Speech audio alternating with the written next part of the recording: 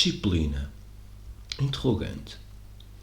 Fui criado num ambiente muito severo, submetido a uma estreita disciplina. Não apenas na conduta, mas também ensinaram-me a disciplinar, controlar os meus pensamentos e apetites e a fazer certas coisas a horas certas. O resultado é que me vejo tão cercado de restrições que me tornei incapaz de fazer qualquer coisa com facilidade, liberdade e alegria.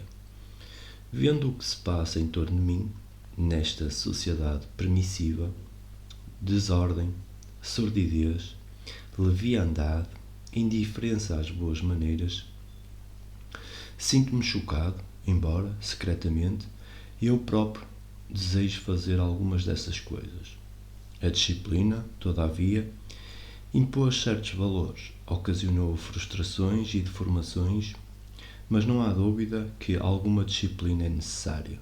Por exemplo, sentar-se decentemente, ter boas maneiras à mesa, falar com reflexão.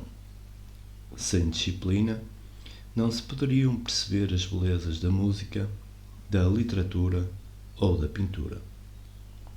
As boas maneiras e a boa educação revelam muitas sutilidades no trato social de cada dia. Observo na nova geração a beleza dos jovens, mas, sem disciplina, essa beleza bem cedo se esvaicerá e eles se tornarão velhos e velhas um tanto enfadonhos.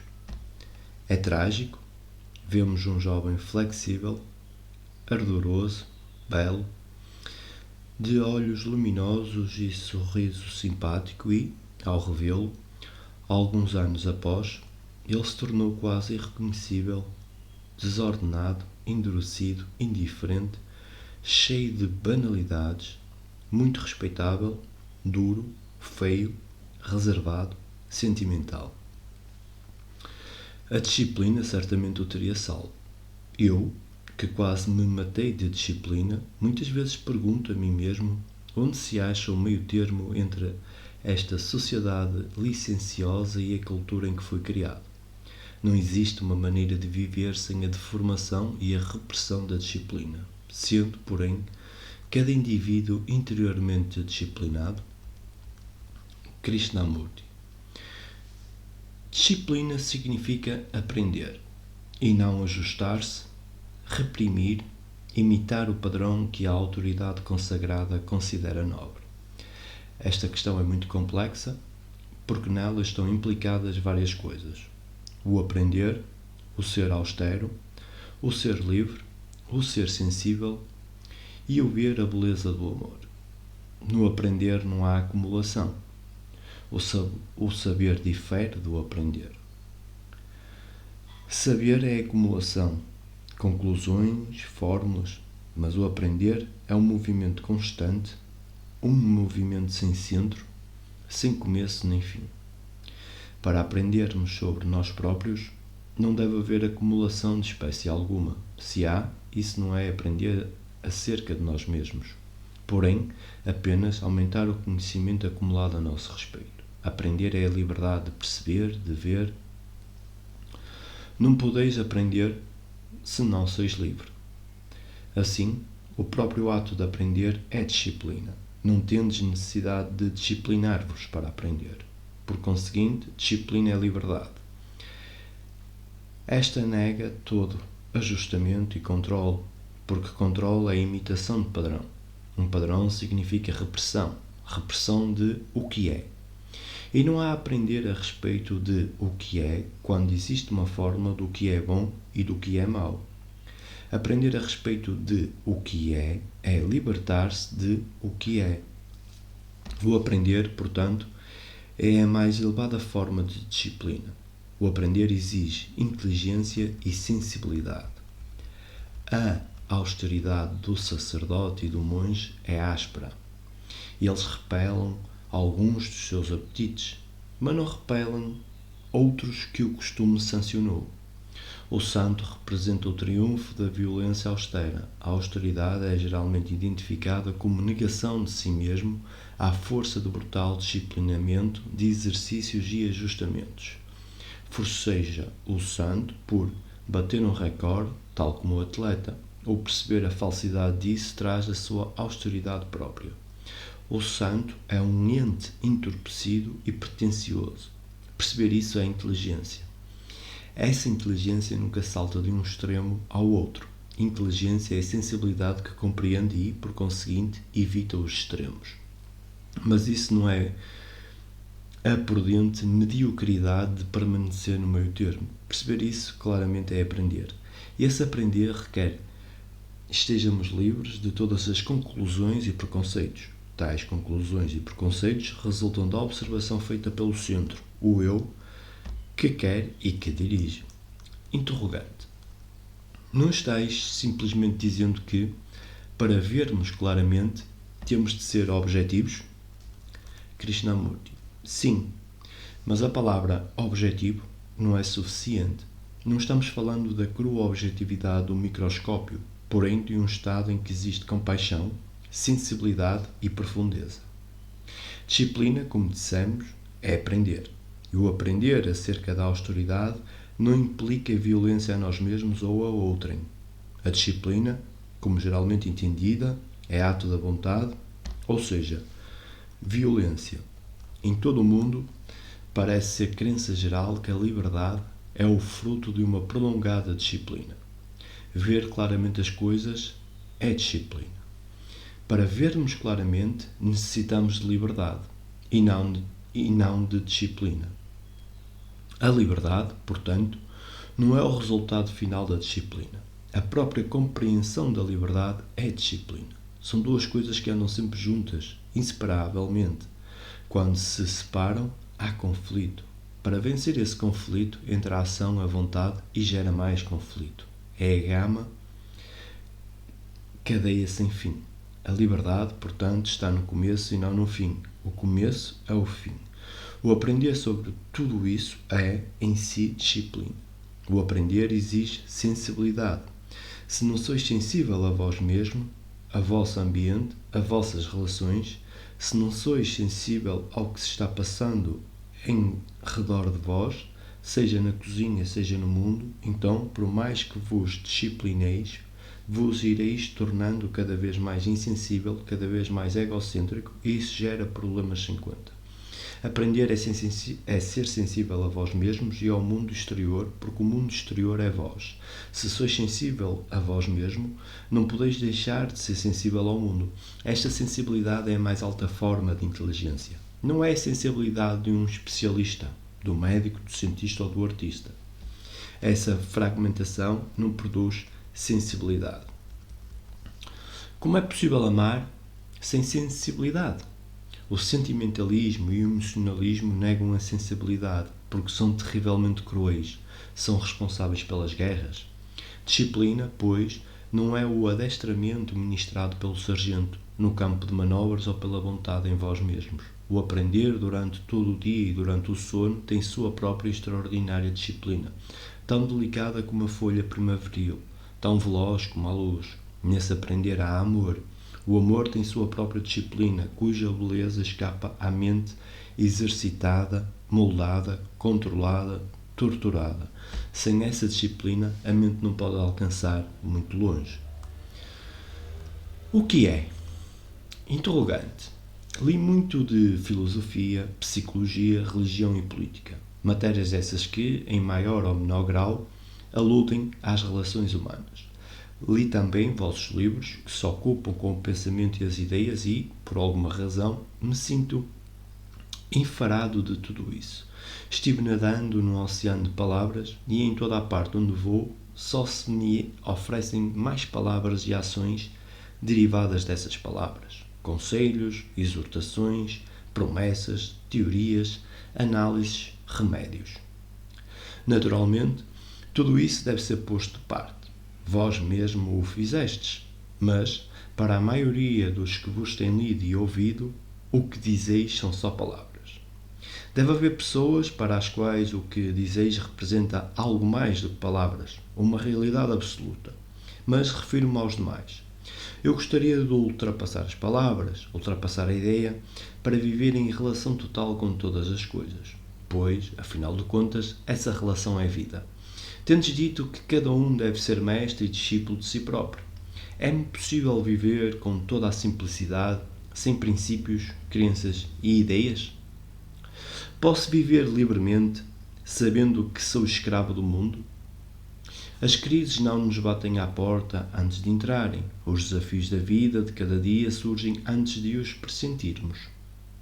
Sabendo isso, tendo-me visto tantas vezes a braços com esses desafios, a perseguir fantasmas, pergunto-me a mim mesmo como posso viver corretamente e com amor, clareza e alegria não forçada. Não quero saber quanto viver, porém viver. O como nega o próprio viver real. A nobreza da vida não consiste em praticar nobreza. Krishnamurti. Após dizer-te tudo isso, onde vos achais? Desejais realmente viver com felicidade e amor? Se o desejais, onde o problema?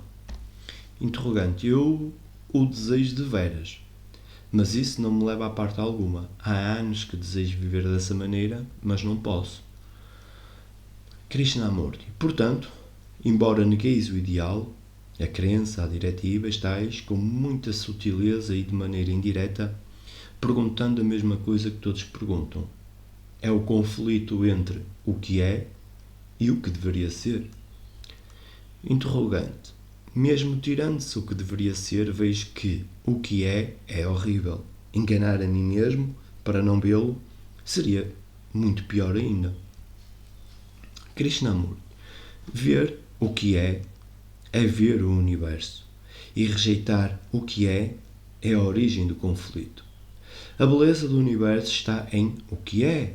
E viver com o que é, sem esforço, é virtude. Interrogante. O que é inclui também a confusão, a violência, toda a espécie de aberração humana. Viver com o que é o que chamais virtude. Mas isso não é insensibilidade e insânia? A perfeição não consiste simplesmente em abandonar todos os ideais. A própria vida exige que eu a viva com beleza, como a águia nos ares. Viver o milagre da vida, carecendo da beleza total, é inaceitável. Krishnamurti. Então, vivei-o. Interrogante. Não posso.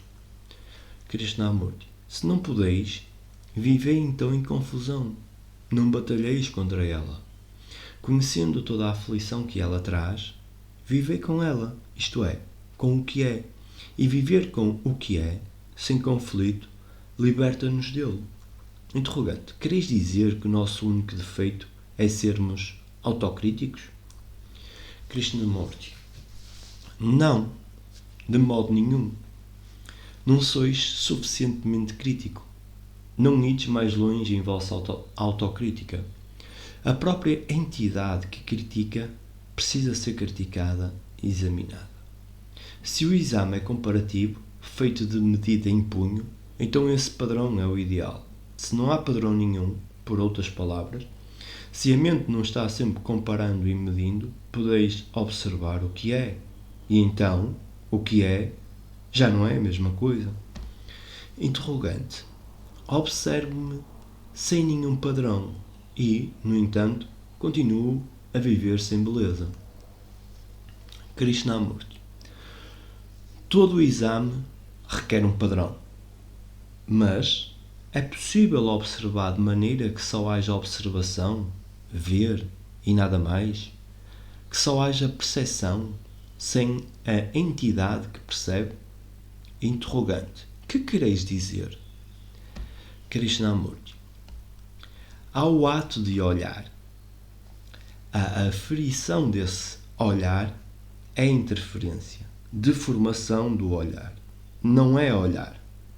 Ao contrário, é avaliação do olhar. São duas coisas tão diferentes como um pedaço de giz e um pedaço de queijo. Tendes percepção de vós mesmo, sem deformação, apenas uma absoluta percepção de vós mesmo, tal como sois? Interrogante. Tenho. Krishnamurti. Vedes fialdade nessa percepção? Interrogante. Não há fialdade na percepção, porém na coisa percebida. Krishnamurti. A maneira como percebeis é o que sois. A virtude está em olhar puramente, ou seja, com atenção, sem a deformação produzida pela medida e a ideia. Viestes aqui a fim de perguntar como viver com beleza e amor. Olhar sem deformar é amor, e a ação dessa percepção é a ação da virtude. Essa clareza da percepção atuará constantemente no viver. Isso é viver como águia nos ares. É a beleza viva, o amor vivo. O buscar. Interrogante. Que é que eu estou buscando? Em verdade, não o sei.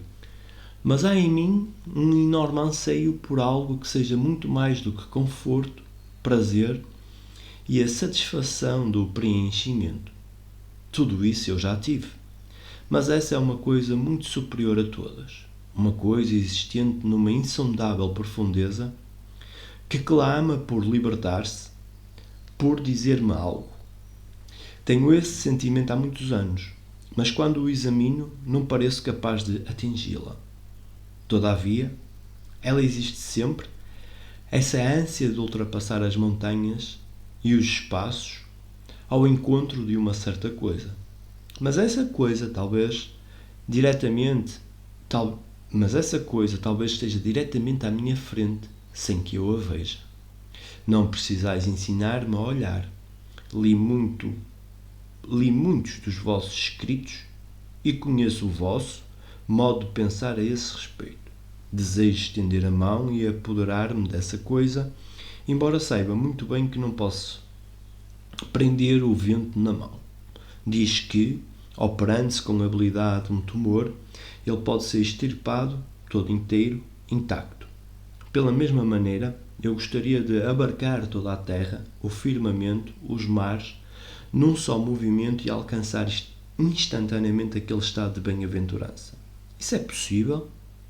Como posso atravessar para a outra margem sem tomar um barco e remar para lá? Alcançá-la instantaneamente. Essa me parece ser a única maneira de alcançá-la. Krishnamurti. Sim, a única maneira. Ver-nos maravilhosa e inexplicavelmente na outra margem. E de lá, viver, agir e fazer tudo o que se faz na vida diária. Interrogante. Isso é apenas para uns poucos ou é para mim também? Não sei realmente o que devo fazer. Estive sentado, em silêncio, estudei-me, examinei-me, disciplinei-me, mais ou menos inteligentemente, creio eu, e naturalmente, há muito me emancipei dos templos, dos santuários e dos sacerdotes. Não quero ficar andando de sistema para sistema, coisa tão fútil. Assim, como vedes, aqui me acho com toda a simplicidade. Krishnamurti. Não sei se sois realmente tão simples como pensais ser. De que profundidade fazeis esta pergunta? E com que amor e que beleza? Podem vosso coração e vossa mente receber aquela coisa? São ambos sensíveis ao mais leve sussurro de algo que chega inesperadamente? Interrogante. Se trata de uma coisa tão sutil, que encerra ela de verdadeiro e de real? As sugestões que nos vêm de tais sutilidades são em geral fugidias e sem importância. Krishnamurti. De fato, tudo precisa estar escrito no quadro negro? Por favor, Senhor, averiguemos se nossas mentes e corações são realmente capazes de receber a imensidade e não a mera palavra. Interrogante.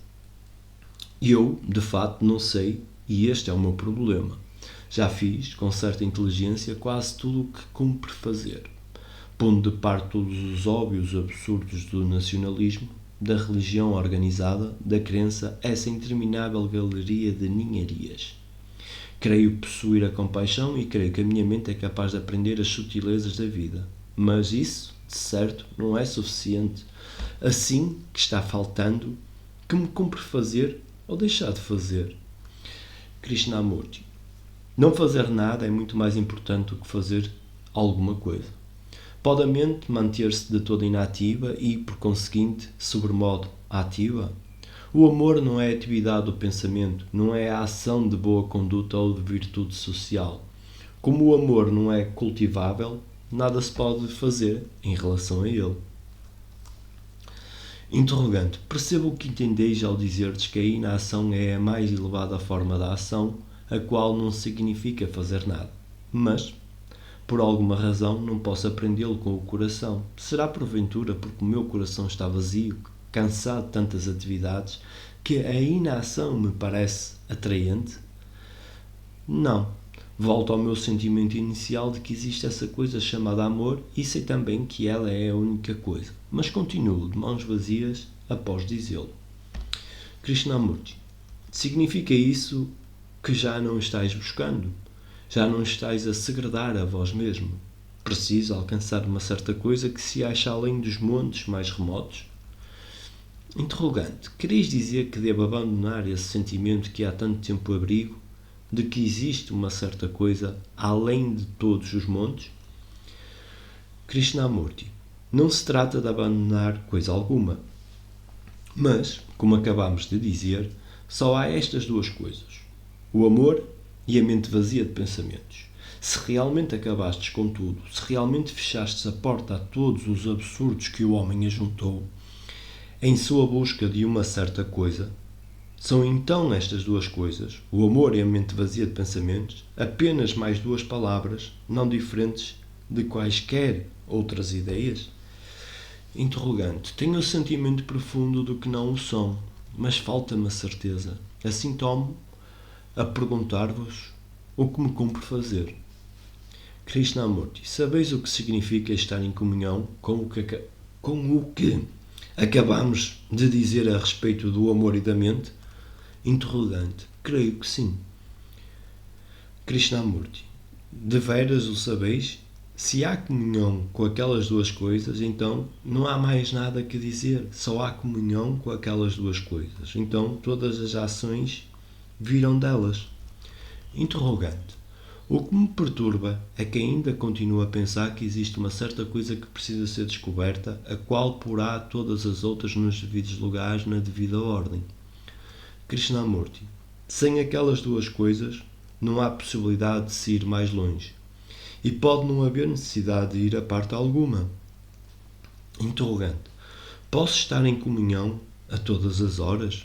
Vejo que, quando estamos juntos, de alguma maneira estou em comunhão. Mas posso manter essa comunhão? Krishnamurti. O desejo de mantê-la é barulho e, portanto, é perdê-la. Organização. Interrogante. Já pertenci a várias organizações religiosas, comerciais, políticas. É claro que necessitamos de alguma espécie de organização. Sem organização, a vida não poderia continuar e, por isso, tenho estado a pensar, depois de ouvir vossas palestras, sobre a relação que pode haver entre liberdade e organização. Onde começa a liberdade e acaba a organização? Qual a relação entre as organizações religiosas e moksha ou libertação? Krishnamurti. Como entes humanos, vivem numa sociedade muito complexa. As organizações são necessárias às comunicações, viagens, produção de alimento, roupas e morada, a todas as atividades atenientes à vida em comum, nas cidades ou nos campos. Tudo isso precisa estar eficiente e humanitariamente organizado, não para benefício de uns poucos, mas de todo o mundo, sem as divisões de nacionalidades, raças e classes. Esta terra é de nós todos, e não vossa ou minha. Para vivermos felizes fisicamente, há necessidade de organizações sãs, racionais e eficientes. Ora, existe desordem porque há divisão. Milhões padecem de fome quando há tanta fartura. Há guerras, conflitos e toda a espécie de brutalidade. E há a organização da crença, a organização das religiões, causadora da desunião e da guerra. A moralidade que o homem até agora tem cultivado conduziu a esta desordem e caos. Eis o real estado do mundo. E, perguntando qual a relação entre a organização e liberdade, não estás separando a liberdade da existência diária? Quando a separais dessa maneira como coisa inteiramente diferente da vida, isso, em si, não é conflito e desordem? A questão, portanto, é realmente esta. É possível viver e organizar a vida na base desta liberdade? Nesta liberdade? Interrogante. Então, não haveria problema nenhum. Mas a organização da vida não é feita pelo próprio indivíduo. Outros a fazem para ele. O governo e outros indivíduos o mandam para a guerra ou determinam suas ocupações. Assim, não podeis simplesmente organizar as coisas para vós mesmo com base na liberdade. O ponto essencial da minha pergunta é que a organização que nos é imposta pelo governo, pela sociedade, pela moralidade, não é a liberdade. E se a rejeitarmos, nos veremos envolvidos numa revolução, numa dada reforma sociológica, que é uma maneira de recomeçar o mesmo e velho ciclo.